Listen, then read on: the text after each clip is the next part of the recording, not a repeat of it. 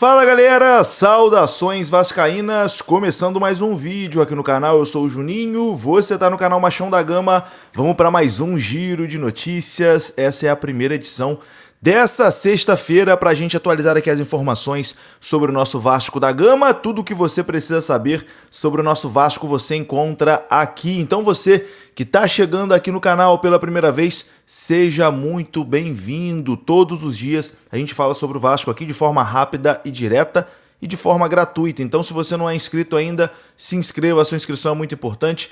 Deixa o like também, o like é muito importante. E nesse vídeo a gente vai falar sobre reforços. Renato Gaúcho pediu 4 reforços para o Vasco da Gama, nesse início de trabalho aí, né? Renato que vai ter a missão de tirar o Vasco lá da parte de baixo da tabela. A gente vai falar sobre isso. E a gente vai falar também sobre a venda da SAF do Vasco, porque os rivais já estão aí de olho, tá? Nessa venda da SAF do Vasco, tentando atrapalhar, tentando evitar, tentando melar a venda da SAF do Vasco, alegando conflito de interesses ali entre a Leila Pereira, presidente do Palmeiras, e o Marco Lamáquia, né, que é filho, enteado, né, da Leila Pereira, filho do marido dela. Enfim, vamos falar sobre tudo isso depois da vinheta. Antes eu conto com você deixando o like, que é muito importante, e conto com você se inscrevendo aqui no canal.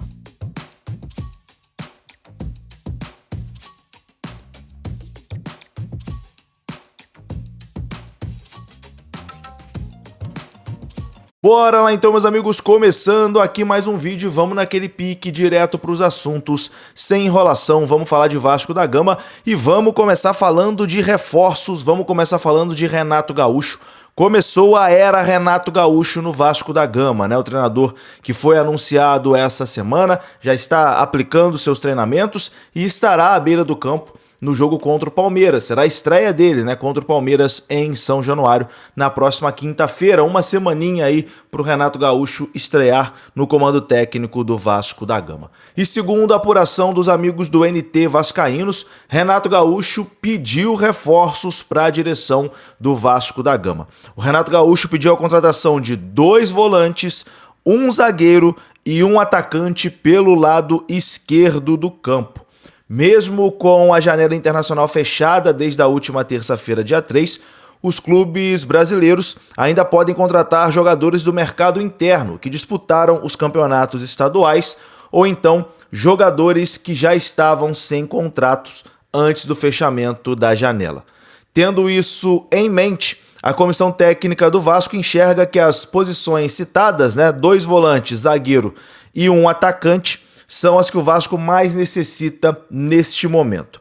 Além disso, Renato trata com importância a chegada de atletas para os setores como uma boa saída de bola, né, para poder aplicar as variações táticas, algo comum ali na sua carreira. O Vasco está atento às oportunidades e buscará reforçar o elenco nessa janela que se encerra no final do mês. Tem até o final do mês para poder contratar, né, jogadores aí que estão sem contrato, né? Que estão sem contrato desde antes do fechamento da janela internacional e jogadores que disputaram ali o campeonato estadual. Então é uma janela, vamos dizer assim, um pouco mais simples, né?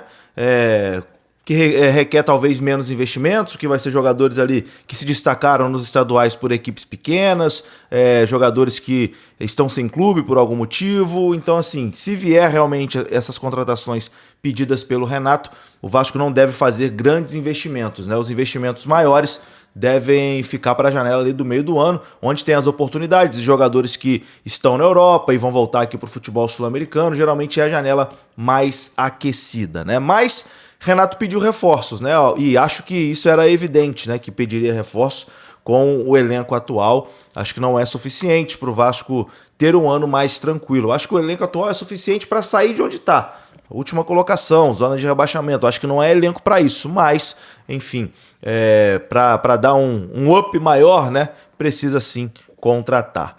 E já que eu falei de investimentos, vou falar aqui sobre a venda da SAF do Vasco, né? Que tá dando o que falar. A venda da SAF do Vasco tá dando o que falar. Saiu uma matéria ontem no Globoesporte.com que a Agência Nacional de Regulação e Sustentabilidade do Futebol vai fazer uma análise rigorosa em caso da venda da SAF do Vasco para o grupo de Marcos Lamáquia.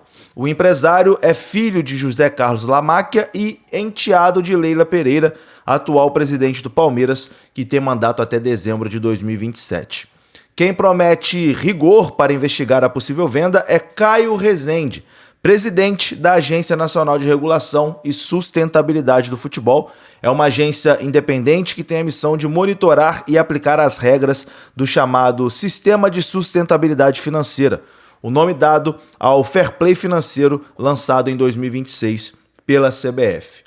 A possibilidade de Leila e do enteado comandarem 2 clubes no futebol brasileiro despertam atenção para um possível conflito no regulamento de uma rede de multiclubes e levou a aviso, por parte da CBF aos dirigentes de Vasco e Palmeiras, como informou o UOL. O Caio Rezende, em entrevista ao Globoesporte.com, disse o seguinte, o que a gente percebe lá fora é que a análise desse tipo de caso pode se tornar muito complicada.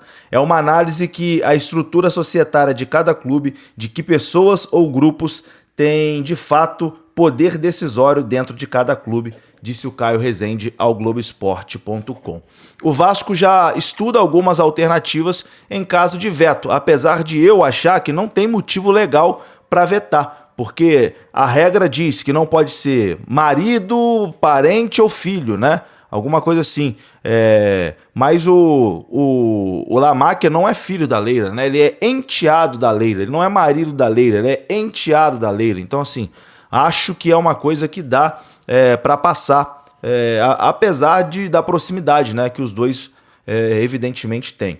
Mas o Vasco estuda alternativas, O Vasco e o investidor, no caso o Marcos Lamáquia, consideram que existem ferramentas viáveis para não haver conflito de interesses nas regras da negociação, como aconteceu, por exemplo, na Europa, em casos do City e do Girona, que pertencem ao mesmo grupo e disputaram a Champions League sem precisar de um abrir mão da vaga.